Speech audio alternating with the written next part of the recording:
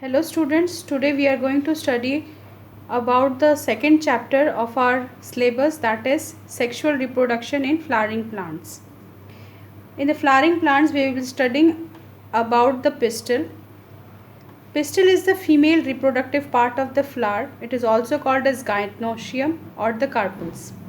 Depending on the number of carpels, gynoecium are of three different types, that is monocarpellary, bicarpellary and multicarpellary. If there is one pistil present or one carpel is present, then the gynoecium is called as monocarpellary. If there is a presence of two carpels, then the gynoecium is called as bicarpellary, and if there are presence of many carpels, then the gynoecium will be called as multicarpellary. Then depending on the type of gynoecium or the type of carpels, whether they are fused or free, the gynoecium are of different types. For example, if the carpels are free, then gynoecium will be called as apocarpus, where apo means separate and carpus means fruit. The example of apocarpus gynoecium is Michela and ranunculus, whereas if the carpels are fused, then the gynoecium will be called as syncarpus, where they will have the fused carpels, and it is having in case of hibiscus.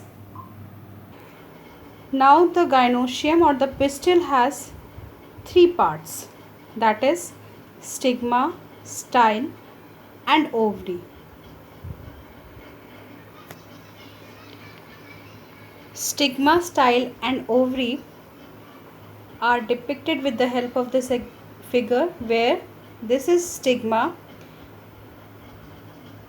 which is the landing portion of the pollen grain, where the pollen grains are landed here with the help of pollinators or the pollinating agents like that of birds, insects, air, physical agents, water.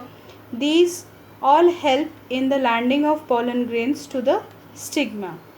Now the pollen grains move with the help of this slender elongated tube that is called as style, and the pollen grains reaches to ovary, which is the bulged part present at the base of the pistil called as ovary, which is attached to the receptacle or thalamus of the plant.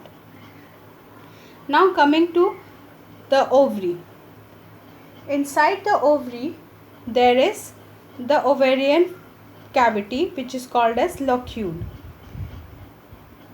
The placenta is present inside this ovarian cavity, and the microsporangias are present inside this placenta. These ovules may be numerous or it may be one in number. If we have seen that if the number of ovule is 1, then we have seen it in case of wheat, paddy, mango, and there are numerous ovules that are present in case of fruits like papaya, watermelon, etc. Now coming to the structure of these microsporangium or the ovules. These ovules are small structures that are attached to the placenta by the means of a stalk called funicle. The body of this funicle or the ovule that fuses with the funicle at the region called as hilum. This hilum is the junction between ovule and the funicle. Then this ovule or each ovule possess two or more protective envelopes called integuments,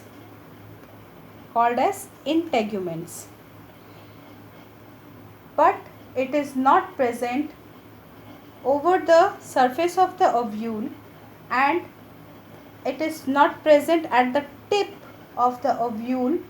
This tip is called as micropyle, and opposite to micropyle is the chalaza, which represents the basal part of the ovule. In this integument, there is a mass of cells which are called as nucellus, and these nucellus are enclosed within the integuments as a mass of cells. The cells of nucellus have abundant food material or reserve food material is present abundantly in these cells of nucellus. Located at the nucellus is the embryo sac. This is the nucellus, and within this nucellus there is a presence of embryo sac, which is also called as female gametophyte, where an ovule generally has a single embryo sac that is formed from a megaspore through the meiotic division. Now coming to megasporogenesis. What is megasporogenesis? Genesis means the formation of megaspores. So the megasporogenesis is a process of formation of the megaspores from the megaspore mother cell. In this megasporogenesis, the ovule differentiates from a single megaspore mother cell in the micropylar region of the nucellus. This is the micropylar region. From this, single mother cell differentiates from the nucellus of the micropylar region. What is this nucellus? This nucellus is a large cell that consists of a dense cytoplasm and a prominent nucleus. Now this megaspore mother cell, which is so formed here, will undergo meiotic division and leads to the formation of 4 megaspores, wherein in majority of angiosperms, among these 4 megaspores, only 1 megaspore will be functional, and that will lead to the formation of a female gametophyte or embryo sac, and the other 3 megaspores degenerates. After this degeneration of 3 megaspores, the method comes wherein the embryo sac formation happens from a single megaspore. That development is called as monosporic development, where that is a method in which embryo sac is formed from a single megaspore, that is the functional megaspore, that is called as monosporic development. Now coming to the formation of the embryo sac. In the formation of embryo sac, there is a functional megaspore.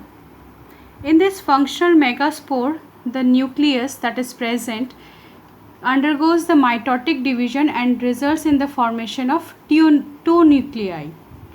These two nuclei then move towards the two opposite poles.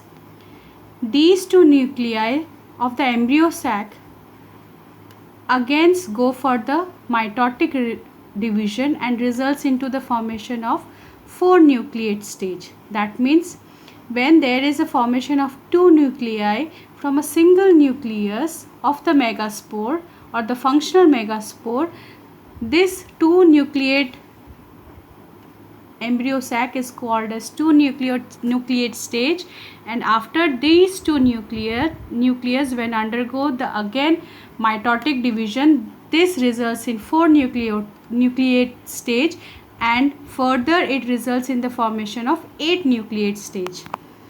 Here the 2 nucleus is present, then they move towards the opposite poles, then there is a formation of the 8 nucleate stage. Now in this 8 nucleate stage, after this formation, these 8 nucleate stage, the cell walls are laid down and leads to the formation or the organization of the typical female gametophyte or a embryo sac. After that, these 8 nucleus, among these 8 nuclei, the 6 nuclei will be surrounded by the cell walls, and there is a presence of one polar nuclei at the center, and it is situated below the egg apparatus in the large central cell. Now these three cells are grouped together at the micropylar end and constitute the egg apparatus, and the egg apparatus in turn consists of two synergid cells. These are two synergid cells, and one cell is called as egg cell, thereby leading to the formation of 7 nucleate stage instead of 8 nucleate stage, and the 3 cells are present at the chalazal end. These are called as antipodals. Thus the 8 nucleate that are present results into the formation of 7 cells because of the formation of these synergids, and 3 synergids, 1, 2, 3, 6, and the rest present at the polar end, that is the polar nuclei. Thus they are having the 8 nucleate stage is being converted into 7 cell stage at the maturity of the embryo sac. Thank you for watching this video. That's all with the pistil pre-fertilization events that occurs in case of pistils.